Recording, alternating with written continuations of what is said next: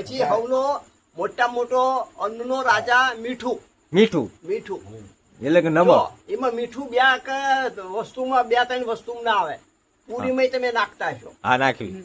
એક જો લાડવા મીઠું ના જોઈ, ના જોઈ. દૂધ પાકમાં મીઠું ના જોવી, ના જોઈ. મીઠાઈમાં મીઠું જોવી નહીં. નહીં કોઈ પણ ગળી આઈટમ બનાવો. દૂધ પાક અને ખીર આ બેમાં મીઠું જોવી નહીં.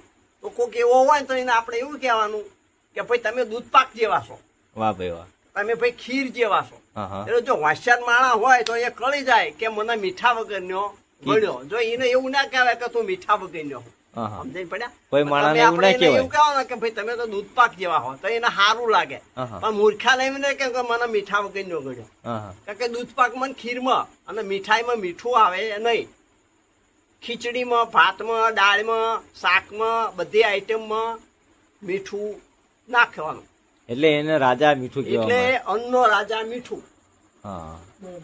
અને ફળનો રાજા કેરી આંબો અને પક્ષીનો રાજા ગરુડ અને પશુનો રાજા સિંહ